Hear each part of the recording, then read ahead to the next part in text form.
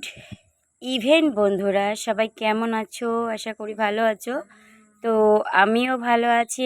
আর দেখতে পাচ্ছ একটা ট্রেন অলরেডি দাঁড়িয়ে আছে। তো ট্রেনটা দাঁড়িয়ে আছে, এটা বেকার ট্রেন, মানে ট্রেনটা এখনও চলতি নয়, বাইরে এলাকায় যাবে ট্রেনটা। তো এখানে আছে, আমার আসতে খুবই অসুবিধা হচ্ছিল, তবু চলে আসলাম। আর তোমাদেরকে দেখাচ্ছি আমাদের স্টেশন, কত সুন্দর স্টেশন, শুধু দেখতে থাকো। আর এদিকে তো মানে কখনো মেঘ লাগছে, কখনো রোদ আসছে, বিশাল করছিল। তো ঘুরে ঘুরে বেড়াচ্ছিলাম, অনেকক্ষণ ধরে ঘুরছিলাম। ঘোরার পর ফাইনালি দেখো চলে এসেছি আমাদের বেথুয়া স্টেশন। একটু যাব বোনের বাড়িতে, কৃষ্ণনগর। তো ঠিক কৃষ্ণনগরও নয়, কৃষ্ণনগরে একটু আগে।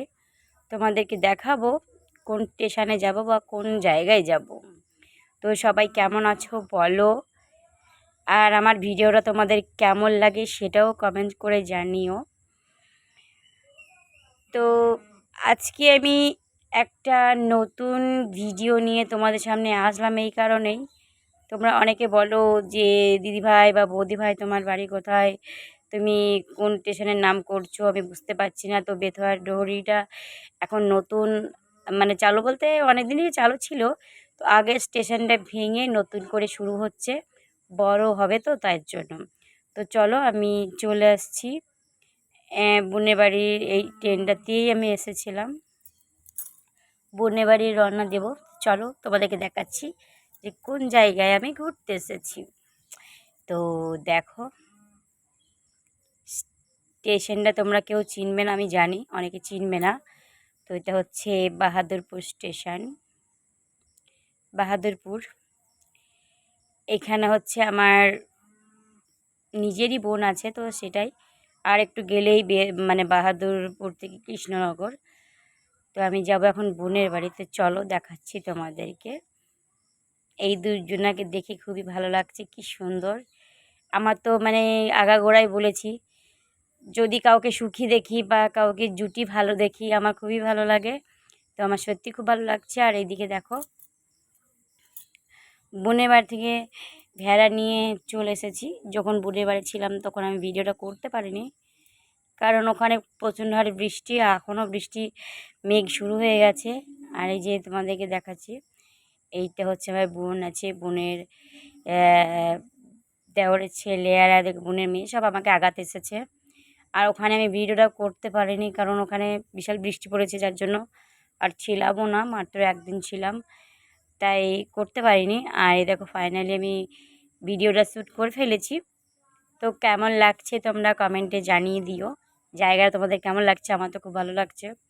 তো ভাবলাম এত সুন্দর জায়গা তোমাদের সাথে শেয়ার না করে কি পারা যায়, এর জন্য তোমাদের সাথে আমি একটুখানি শেয়ার করলাম। আর এদিকে দেখো ভেড়া বাঁধা আছে, এই বোনের বাড়ি থেকে নিয়ে এসেছি।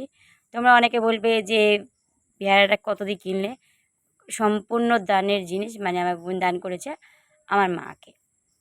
কারণ দেখ, মা একা থাকে বাড়িতে, হয়তো আমরা যে যার মতো শ্বশুরবাড়ি চলে যাব, মা তখন একা থাকবে, তো তার জন্যই ভেড়াটা নিয়ে আসছি। তো চলো তোমাদেরকে দেখাবো, কন্টিনিউ করতে থাকো। আর আমার ভিডিওগুলো সবাই একটু দেখো, কেমন লাগবে না লাগবে জানিও। আর এইদিকে আমার বোন গল্প করছে, আমার মা ওদিকে চিন্তা করছে, কারণ প্রচণ্ড হারে মেঘ লেগেছিল। আর এখন তো জানোই আষাঢ় শ্রাবণ মাসে কেমন বৃষ্টি হয়। তো এটা তো শ্রাবণ মাস, আর শ্রাবণ মাসে ধরো অন্যরকম একটা ফিলিংস আছে, যেখানে ভোলানাথের একটা মহিমা আছে সবুজ চুড়ি পরার জন্য। তো দেখতেই পাচ্ছ আমার হাতে অনেক সবুজ চুড়ি ছিল, বাট এখন নেই।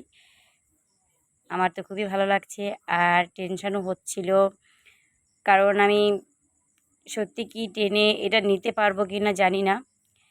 কারণ অনেকে শুনেছি নাকি উঠতে দেয় না, আর নতুন সরকার যেহেতু গঠিত হয়েছে, জানি না কতটা কি হবে। তো যাই হোক, দেখা যাক ফাইনালি আমি যেতে পারি কি না। তো চলো দেখি যেতে পারি কি না। আর এদিকে দেখো ট্রেন আসতে একটা একটা ট্রেন অলরেডি ছেড়ে দিয়েছি।